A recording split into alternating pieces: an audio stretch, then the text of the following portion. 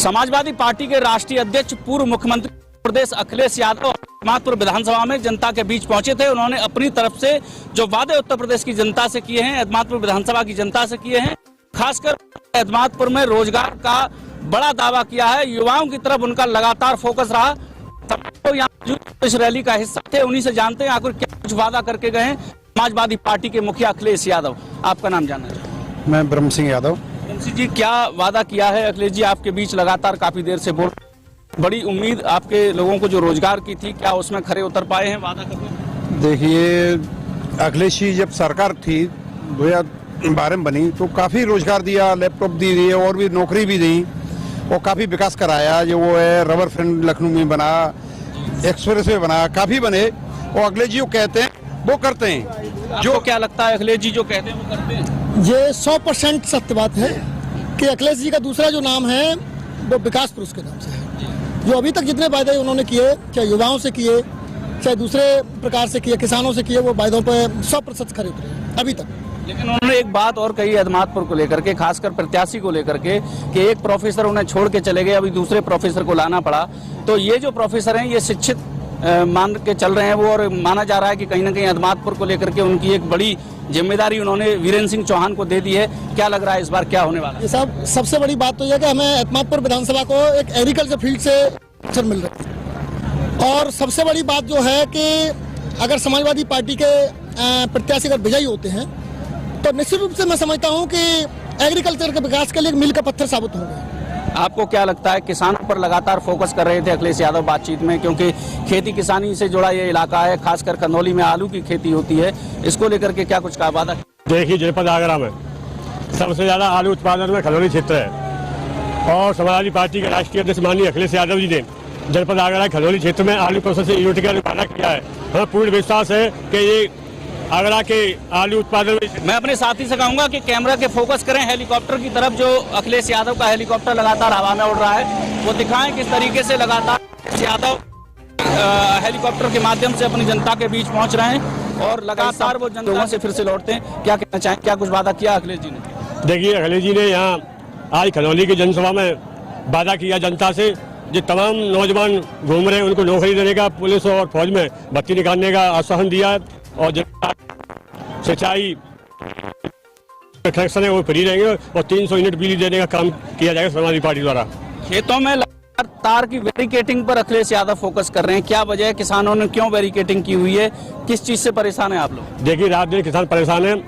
गाय और सांड रात में किसानों के खेतों को चट कर जाते हैं, इसलिए किसान बहुत ज्यादा परेशान है। किसान परेशान होकर अब इस जो सरकार चल रही भारतीय जनता पार्टी की, इसको विदाई करने के लिए तैयार हो गया है।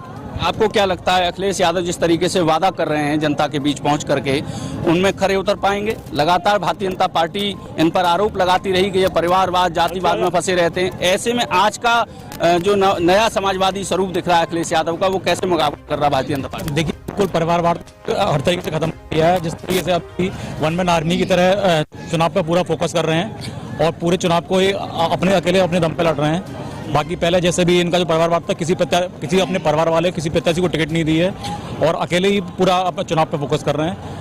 जिले जिले में जाके सारी सभाएं कर रहे हैं, कोई भी परिवार वाला साथ में नहीं है और किसी प्रत्याशी को टिकट किया। यहाँ गर्मी निकाल लेने वाला वर्तमान मुख्यमंत्री की भाषा कई बार मंच से तल्ख होती नजर आई है और एक अखिलेश यादव कह रहे हैं कि हम नौकरी निकालेंगे।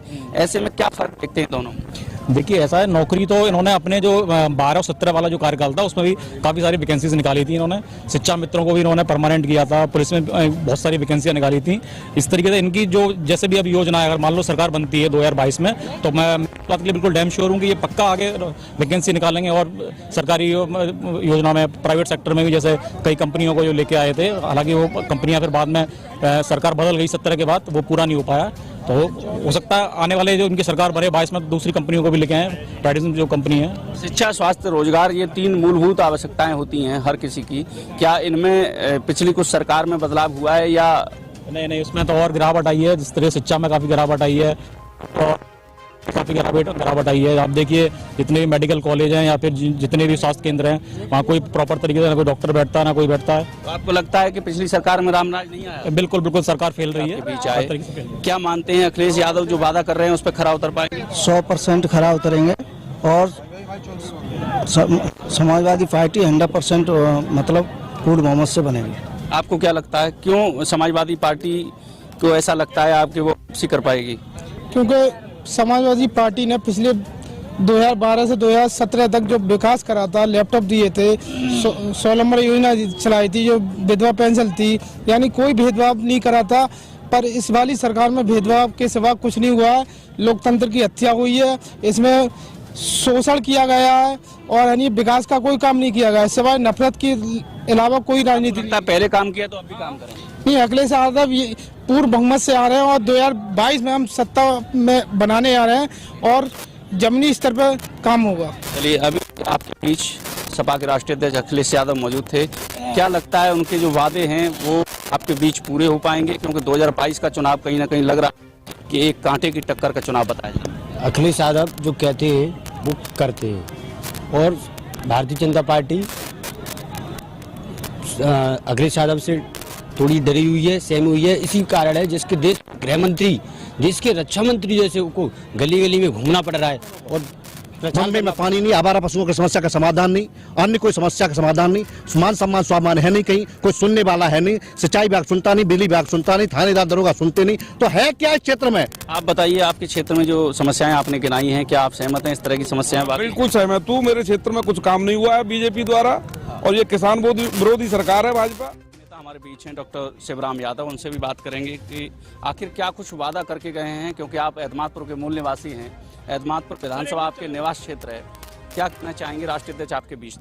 आज उत्तर प्रदेश में गठबंधन की बहार चल रही है और समाजवादी पार्टी के राष्ट्रीय अध्यक्ष किसानों के मसीहा, नौजवानों के, छात्रों के, बेरोजगारों के आज यहाँ आए थे। भारी उत्साह था लोगों में। गठबंधन के प्रत्याशी को 100% जिताने की अपील करके गए और 100% प्रत्याशी जीत रहे।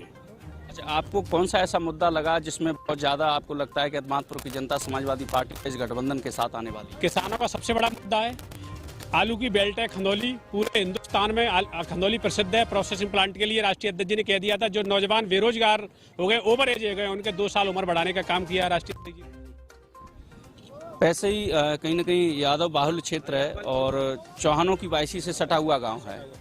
क्या लग रहा है इस बार, क्योंकि कई बार जातियों पर बात होती है चुनाव में, धर्म पर बात होती है, क्या ये चुनाव जात पात से ऊपर उठकर चुनाव हो रहा है? जात पात से ऊपर उठ के चुनाव हो रहा है और पहले भी हुआ है। 2012 में राष्ट्रीय अध्यक्ष जी की सरकार बनी थी, बहुत बढ़िया विकास किया है। आप भी जानते हो, हम भी जानते हैं और पूरी जनता जानती है इस बात को कि 2012 में जो माननीय राष्ट्रीय अध्यक्ष जी ने जो विकास किया है वो बीजेपी सरकार आज तक नहीं कर पाई है। बीजेपी सरकार ने झूठे वायदे किए हैं। एक तो जो हमारा जलेसर से आगरा से जलेसर वाला रोड है, 2000 फुल लाइन के लिए 2014 में घोषणा हुई थी उसकी। लगता है कि अखिलेश आएंगे तो फुल लाइन हो जाएगा? हाँ, फुल लाइन हो जाएगा। जो अखिलेश ने आज तक वादा किया है वो पूरा किया है, कभी झूठ नहीं बोलते। जितने वायदे किए, सरकार कोई भी आए पर जो सबसे ज्यादा भर्ती पे ध्यान देवा जाए। कम से कम तुम्हें खुद दिख रही हुई 1.5 साल है अभी तक टेस्ट क्लियर ना हुआ भर्ती को, 1.5-2 साल है।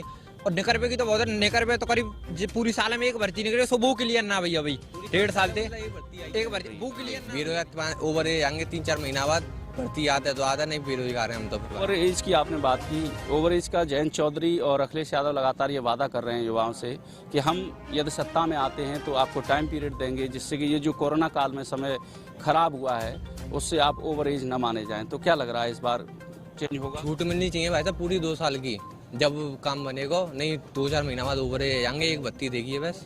नौकरी न मिलने से आप निराश बहुत तैयारी करते हैं? इसी ग्राउंड पर मैं ये ग्राउंड आपको दिखाना चाहूँगा। इसी ग्राउंड पर ये अपनी तैयारी करते हैं। लगातार इन्हें उम्मीद है कि कहीं ना कहीं हम रोजगार के लिए जो मेहनत करते हैं वो मेहनत साकार होगी और इनको रोजगार मिलेगा। तमाम राजनीतिक दल अपने इन युवाओं के बीच पहुँच रहे हैं और वादा कर रहे हैं। उस वादे पर कौन कितना खरा उतरता है ये तो अब 10 मार्च को ही पता चलेगा। अभी अखिलेश यादव एतमादपुर की जनता को कर रहे थे और उन्होंने कई सारे ऐसे वादे किए हैं जो रोजगार से जुड़े हैं, खेती किसानी से जुड़े हैं। अब देखना होगा जनता किसके पक्ष में फैसला लेती है।